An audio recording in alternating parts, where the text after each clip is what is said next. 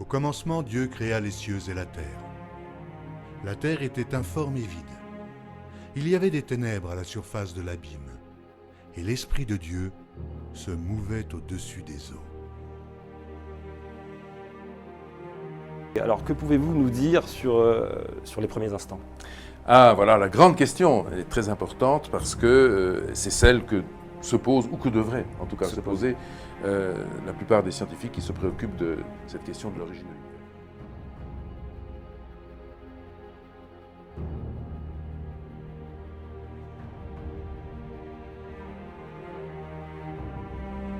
Ça nous donne un ordre de grandeur qui est absolument inimaginable, vous l'avez dit tout à l'heure.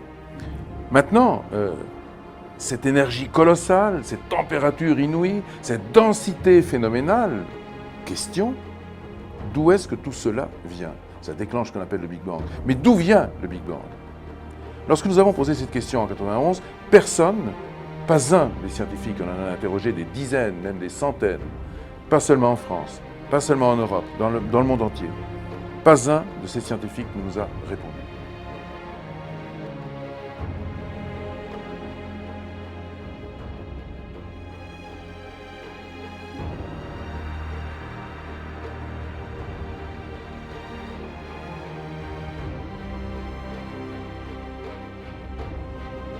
Mais la question que les physiciens semblent ignorer, c'est très bien, on dit que l'univers apparaît au temps de Planck, c'est-à-dire à 10 puissance moins 43 secondes.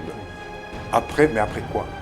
C'est ce que nous disons, c'est que l'information est la réalité fondamentale.